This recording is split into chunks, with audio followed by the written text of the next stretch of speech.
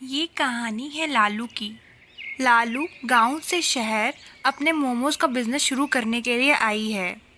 पूरे पक्षीपुर शहर में उसकी चर्चा हो रही थी। नीली बहन, तुमने सुना क्या?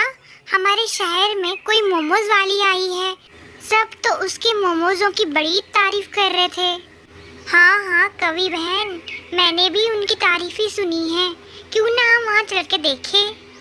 ये कहते ही कवि और नीली दोनों मोमोज खाने के लिए लालू की दुकान पे चली जाती हैं।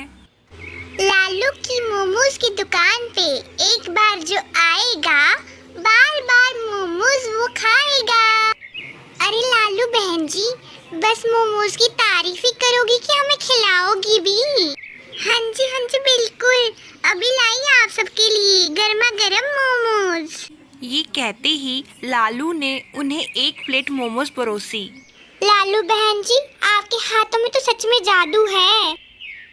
लालू की दुकान में दिन ब दिन ग्राहकों की संख्या बढ़ने लगी।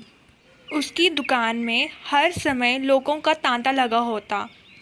मगर इन सब पक्षियों में एक पक्षी ऐसा भी था जो लालू की सफलता से जल रहा था, और वह था कालू। इस लालू को तो मजा चखाना ही पड़ेगा। मेरे होते हुए यहाँ पे ये अपना ऐसा बिजनेस चला रही है, ये मैं देख नहीं सकता। इसका तो कुछ करना ही पड़ेगा। आइए आइए, कालू की मोमोज की दुकान पे आपका स्वागत है। मोमोज खाइए। अगले दिन ही कालू ने अपनी दुकान खोल ली। अरे कल्लू, तुम यहाँ क्या कर रहे हो? और लालू बहन कहाँ गई? लालू के पति की हालत बहुत खराब हो गई थी, इसी के चलते उसे गांव जाना पड़ा। अब वे शायद कभी वापस नहीं आएगी। उसने मुझे अपनी दुकान संभालने के लिए कहा है। ओह अच्छा, तो ये बात है। मगर लालू बहन जी तो एक प्लेट 50 की देती थी और तुम एक प्लेट 100 रुपए की। ये तो ठीक बात नहीं है। ए बंटी, तुझे मोमोज खाने तो खा, मगर मेरा दिमाग ना खा, और निकल जा यहाँ से। जहाँ तुझे सस्ते मिलेंगे वहाँ जाके खा ले। कल्लू की ऐसी बातें सुनकर बंटी हैरान रह गया। पूरे सुंदरवन शहर में लालू के जाने की खबर फैल गई। अरे नीली बहन, लालू अपने गांव चली गई है। बंटी बता रहा था कि उसके पति की हालत खराब है। उसकी दुकान पे अब कल्लू कौवा मोमोज बेच रहा है, और वो भी दुगनी दाम पे। क्या? सच में? अरे बहन, मेरा तो मोमोज खाने का बहुत मन कर रहा था। चलो अब कल्लू कौवे के मोमोज ही खा लेते हैं, क्या पता वो भी स्वाद हो। दोनों कवि और नीली घर से निकल पड़ते हैं मोमोज खाने के लिए।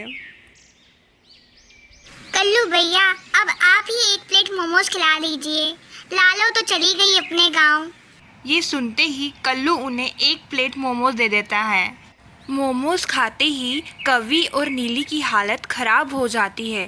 कल्लू भैया, ये कैसे मोमोज बनाए हैं आपने? इन्हें खा के तो हमें उल्टी आ गई। क्या बकवास कर रही हो तुम दोनों?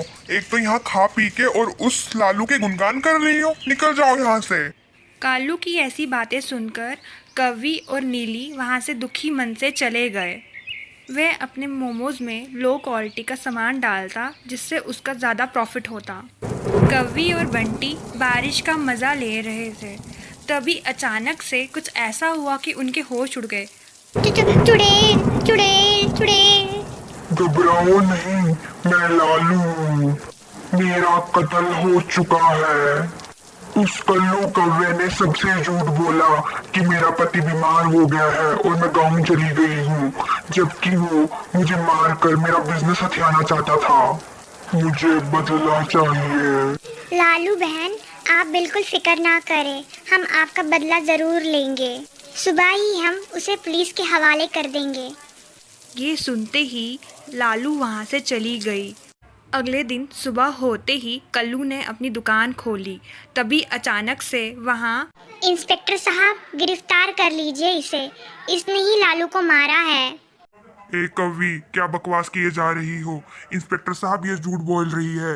ये अपनी ही बातें बना रही है। मैंने किसी का कोई मर्डर शर्डर नहीं किया है। इंस्पेक्टर की मार खाते ही कल्लू ने सब सच उगल दिया कि कैसे उसने लालू का मर्डर अपने फ़ायदे के लिए किया।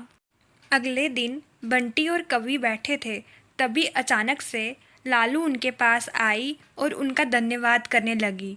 उस दिन के बाद लालू फिर कभी नहीं दिखी। तो देखा आपने दोस्तों, कैसे बुराई का अंत बुराई से ही हुआ। हमें कभी भी अपने फायदे के लिए किसी का बुरा नहीं सोचना चाहिए। कहानी अच्छी लगी हो तो लाइक, शेयर और कमेंट करना ना भूलें। Bye bye.